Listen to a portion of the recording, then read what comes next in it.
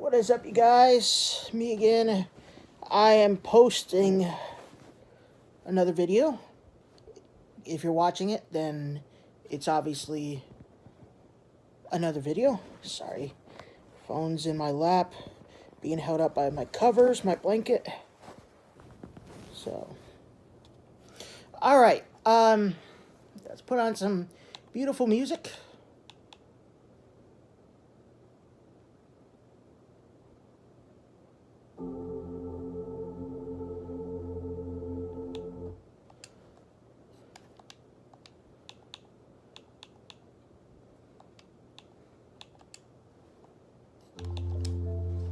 Good. Alright, so let me get some water.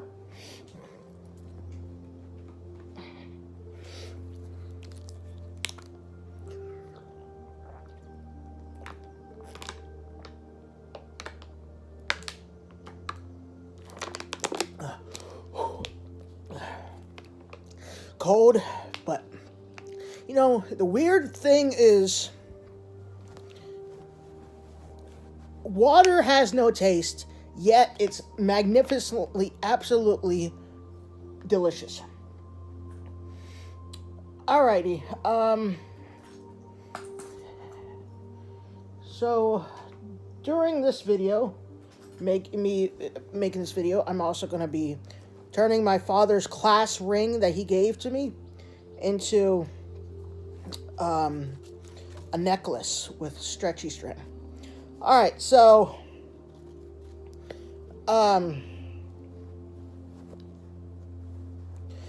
you know, I caused a fire at my townhouse in May 10th of 2021. It was an accident, of course, but I was under so much stress and pressure that I was so angry because of all COVID stuff, and I was literally about to snap every single day, and I finally did. This is probably too long. So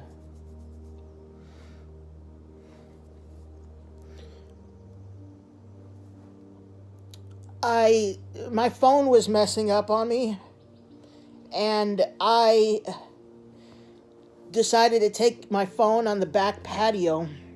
I spray painted it and set it on fire. And it was very hot outside. It was like 90 or something. It was dry, really dry too. Dead leaves on the patio, picnic chairs, trash and recycling bin. It all caught on fire. All of it caught flames. And it was windy too, so the wind blew the flames from the phone into all the other crap that was on there. Melted it, puddle of plastic. The sides of my, the walls on the side of the patio was melting down. So yeah, it was horrific. I was scared to death, actually. My heart was pounding. I was like, this is it. I'm going to prison for now. I'm going to prison now. I've done it now. I'm definitely going to go to prison. I didn't go to prison. Thank God he had mercy on me. But I did get taken to the hospital, where I spent 36 days straight. And as a result for also doing that, I was evicted from my townhouse. Alright, so during this time, and for a week or two before causing that fire, setting my phone on fire, I was drinking NyQuil. You know, bottles of NyQuil, the 355 ml one. It's got Tylenol or acetaminophen in it. It's got 10% alcohol in it in each serving. I mean, I drank the whole thing. I drank the whole bottle. I can't explain the feeling that it gave to me. It was pure, utter bliss. I couldn't, I can't explain it. It's like I was... It's like I was in a dream. It's like I was in a dream, and...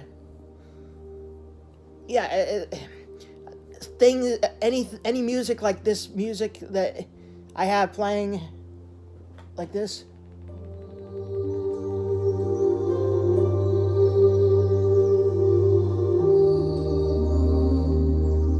Just the humming.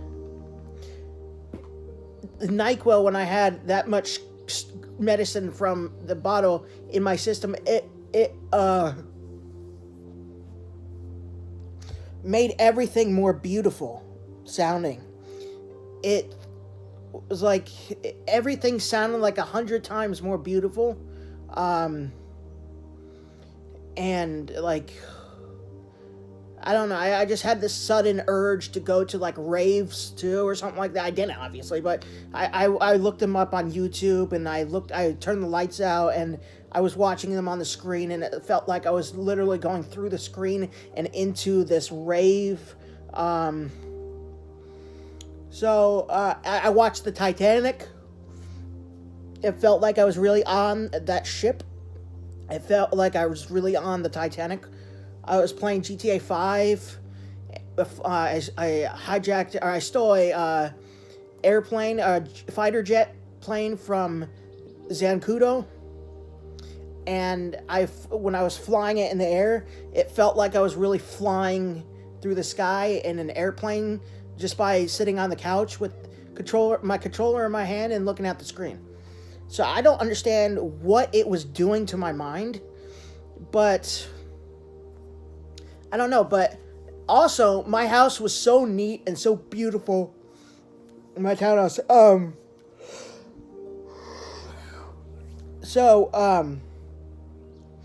But when I was high or drunk or stoned, I don't know, on this stuff, it transformed my house. My townhouse transformed into this very beautiful, dreamlike place. I mean, it was exactly what I saw it as if I was sober, but with the stuff screwing around with my brain, it made it even more beautiful. And I didn't ever want to lose that feeling. I never wanted to lose that feeling. I can't explain it. It gave me a ecstasy kind of bliss feeling that I've never felt before. It was like 10 times more better feeling than being drunk on alcohol. I was drunk on this, but it had several different medicines in it. DXM, Tylenol, alcohol in it, and all this other stuff. But the active ingredients was, I believe people have told me that when I told them this experience, what it made me feel like, they said it was the DXM in it. The Dexter, I can't remember, but it has the word meth in it. So, obviously it's not real meth, but they say it was kind of like a synthetic kind of high that meth can give you. Like, I mean, this is what meth feels like. I gotta stay away from. Long story short, I haven't had one drop of NyQuil. I haven't been drunk on it since March of last year. I haven't had it even to sleep. That's what I originally used it for, was to sleep, because my body was just not able to get to sleep. I had half insomnia. I couldn't get to sleep until my body was dead tired. And I took this the first time back in November of 2020. I was like, ugh. Like, literally, it worked so well. And then one day I was so messed up with such anger and stress, and I was like, you know what? Screw this. I'm gonna drink the whole thing. It tastes awful, but when I downed that whole bottle, it was like, oh. It was like I was crying with happy tears. I had this overwhelming feeling of grace, this peace over me. It was not from God. It was the medicines. But I had this it felt like God's peace, but it wasn't. And, yeah, I mean, all right, so if I was still there right now, if I never had gotten escorted from by the police to the hospital, I lost my townhouse, got evicted from my townhouse, I guarantee you there would be a humongous possibility that I would have still drinking those NyQuils. You know, one time I drank 3.5 of them, and it's like I was the only person left on Earth. I felt like I was very convinced that I was the last man on Earth, like the Rapture happened, but not even the wicked were left behind. That I was the only person left on the planet. The only person left on the planet. And back then I uploaded a video of my testimony of me being robbed at gunpoint. I uploaded a 15-minute video back then just to see if it got any views. Just a desperate attempt to see if it had any views. I was thinking about calling the 911 services, because, you know, like, it says on the back, it says, warning, if you ingest more than 4,000 mg of acetaminophen within 24 hours, severe liver damage could occur, and I drank over 16,000 mg of it in only a few hours. Well, several hours. I don't remember. But, you know, it's only through God's grace that I'm still here, that I'm alive still. My liver is not bad at all. So, God healed my liver, at least to the point where it won't affect me. I haven't had one drop of alcohol since September of last year, not even a drop of NyQuil. Haven't self-harmed since March of last year. Haven't been drunk on alcohol since January of last year. Haven't been drunk on NyQuil since March of last year.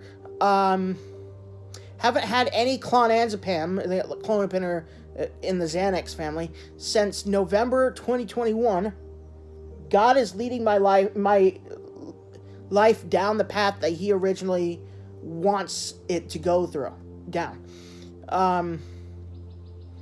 Because God doesn't want His children, or anybody, even people who are not His children, suffering through addictions and everything. You know, God doesn't want any of that for us. He wants to deliver you from all that stuff. And he has. I used to get drunk all the time on 3.5 750 ml bottle of Pinot Grigio white wine. Like for days in a row. I sometimes I drank so much in one night that I lost consciousness. I woke up on the floor completely naked and without the memory from the night before of how I woke up. I went to sleep. I had my Xbox controller in my hand, so obviously I was fine. It was probably just playing video games, and then decided, you know. But one time I drank a 750 ml bottle of vodka. Another time I drank a 750 ml bottle of tequila. It's like about 5 or 6 bottles of 750 ml wines worth in a row. You guys, such insanity. I should be dead. God only knows why I'm still alive, and that's true. He's keeping me alive for a higher purpose. He hasn't revealed to me yet why He's keeping me alive, but it's definitely because of Him that I am still alive. I don't think I would have gone to hell if I had died any of those times. Drank myself to death, OD'd on NyQuil, all this other stuff, but He would not have been happy with me when I arrived to heaven. You know, I tell you that right now, He would not have been happy with me. Maybe He just doesn't want me to see Him angry, so He kept me alive for that. So I wouldn't have died and actually went to heaven and seen Him angry. I don't know. I mean, God's anger shakes the entire universe, you know? His anger is so severe and terrifying. I mean, his anger and his wrath is poured out in hell, in the center of the earth right now, where people are there burning and will be there until they're cast into the lake of fire. And his wrath and his anger is there. And it's horrific. I mean, you can't even imagine. So maybe heaven would have been hell for me if I had died any of those times, because of how angry God would have been with me. I don't know. I am not sure, actually. But I guarantee you 99.99%, if I was at my townhouse and never got evicted from it, I believe God let me get evicted from it. Because if I wasn't, I guarantee you within a few months after that fire happened, if I was still living there, I wouldn't have changed my, that feeling that I got from NyQuil was so severe. It was just, I was basically chasing after that feeling in my dreams. It felt to me like it was like I was trapped inside of a dream while awake, and everything was just so beautiful. But it had its horrificness too. It had its horror side effects. Like my mind at times convinced me, like, hey, you're dreaming, you can't wake up. You know what you need to do. You need to cut into your artery, and then you need to bleed out, because if you die in your dreams, you wake up. So I tried to, but I didn't hit an artery, thank God, but I was awake while doing it. My brain was making me think that I was in a dream, my brain was saying, hey, you need to wake up. The only way to wake up is to die. And your parents and your family and your friends are all there in real life, but you're stuck in your own mind. And in order to get yourself untrapped from your own mind, to escape your own mind, you need to kill yourself. Because, I thought I was stuck in a dream. I didn't know I was awake. So, it goes through that type of side effects, but also the really beautiful things, too. Like, if you listen to such beautiful music, it's 10, 30, 100 times more beautiful and potent. Watching movies like the Titanic, it made me feel like I was actually on the boat, on the ship, or gave me severe deja vu, like, hey, I was on that ship in a past life. Hey, was that me in the crowd when I was alive in a past life? Past lives don't exist, but this is what I'm trying to tell you, what it felt like some of the times on NyQuil. You saw,